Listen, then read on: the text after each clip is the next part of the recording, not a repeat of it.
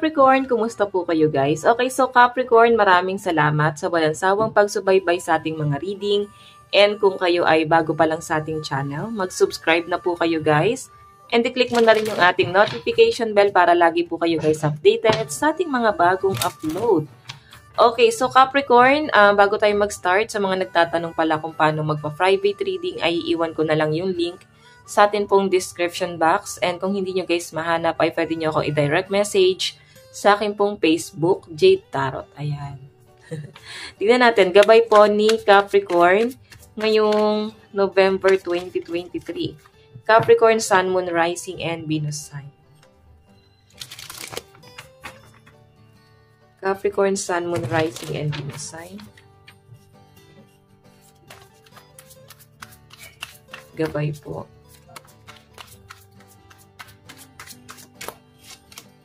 Meron po tayong 5 of Cups. Parang meron kang pinagsisisihan, pinanghihinayangan, may mga disappointment, nalulungkot.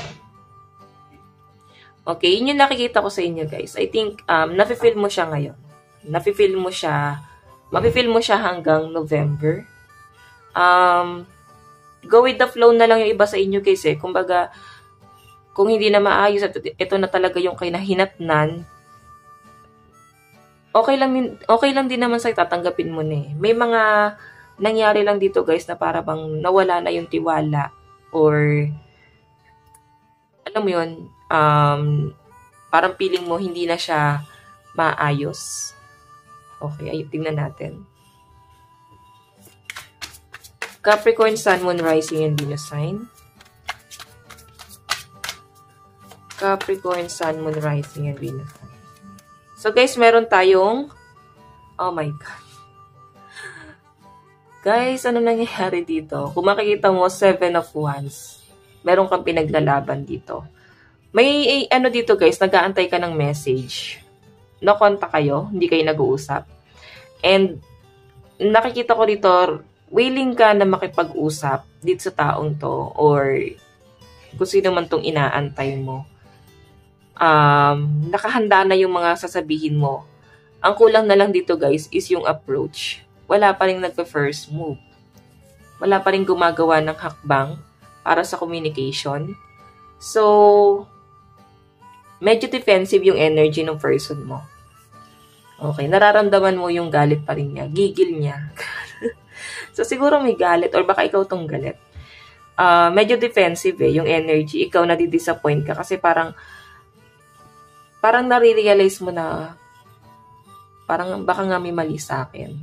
Baka nga tama siya. Okay, siguro magaling lang talagang mang-gaslight yung taong yan, Capricorn. Okay, kung bakit nafe-feel mo yan. Tignan natin.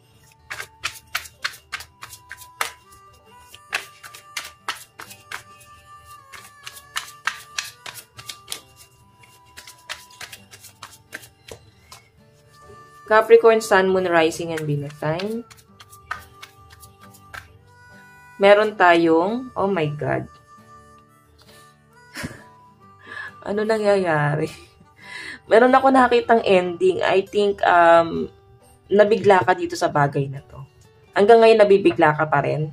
Kumbaga, hindi mo pa rin totally ma-absorb sa sarili mo. Nandun ka pa rin sa point na kung nalaman mo siya ngayon, kasi ito guys, ano to eh, parang may nabalitaan ka na maaring ikinagulat mo at maaring ikinadisappoint mo o pwedeng ikinasira ng ibang bagay, pwedeng maraming naapektuhan. Okay? So, kung ano man to guys nalaman mo, parang kung kailan mo siya nalaman hanggang sa November, parang ganun pa rin guys. Fresh pa rin yung energy. Okay, hindi pa rin siya guys naghihilom.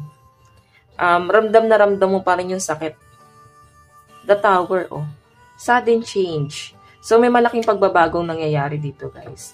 Ang kailangan mong gawin dito, hindi na ito maayos. Move forward. Okay, go with the flow. Hayaan mo na si universe ang sumulusyon nito. Kung ano man itong mga bagay na ikinaka-disappoint mo ngayon. And para bang yung nararamdaman mo guys, parang down na down ka. Kasi hindi mo naman ina-expect eh. Ang gusto mo lang maging masaya. Pero yun nga, gusto mo lang maging masaya, ang nakuha mo pa, disappointment. Tignan natin, Capricorn. Ano pang ipapakita ng inyong energy? Gabay mo ngayong November. Gabay mo ngayong November.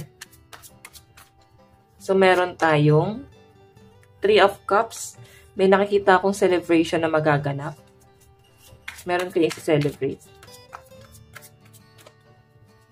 Meron tayong 7 of Swords.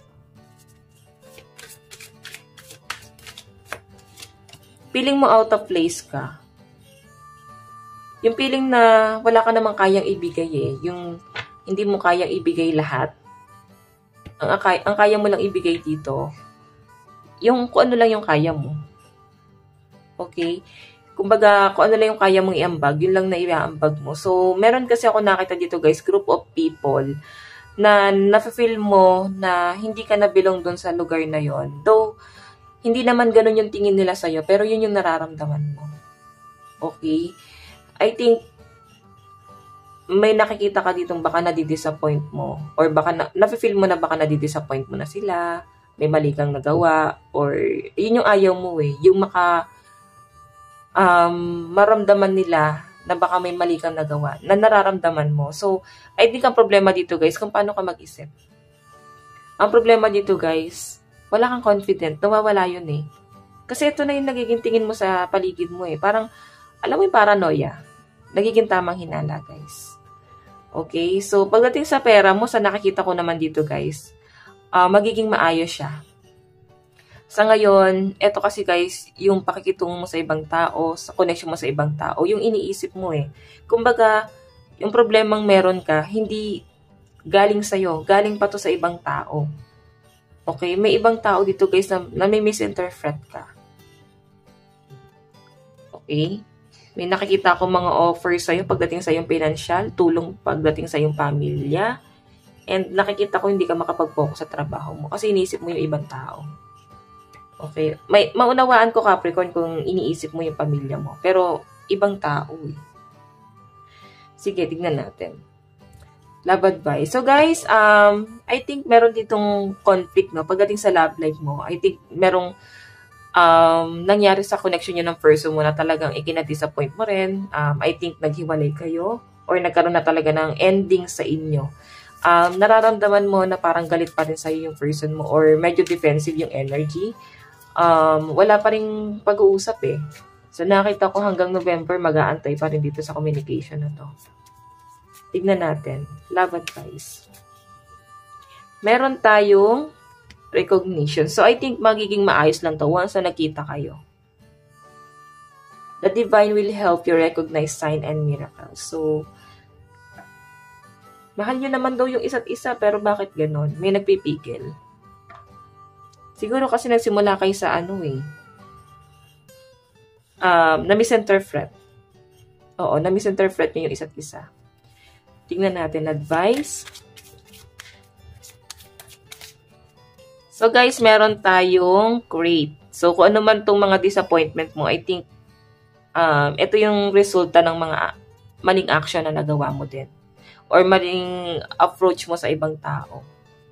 Okay, so guys, ang lucky number mo ngayong November ay 32 and 5. So mabait ka naman eh, pero parang nalulungkot ka rito, parang feeling mo mali na yung tingin sa'yo na ibang tao. Ba't kasi iniisip mo yung ibang tao, Capricorn? Isipin mo dito, yung sarili mo. Advice. Meron tayong focus on the positive. Ayan, maging positibo ka lang kasi medyo negative ka eh. Okay, nagiging overthinker ka. Ayan, Capricorn, ito lang naman ang inyong reading. Kung nagustuhan mo, mag-iwan ka ng like and comment. Mag-subscribe na rin po kayo sa ating YouTube channel. Bye-bye guys. God bless and love you all. Thank you.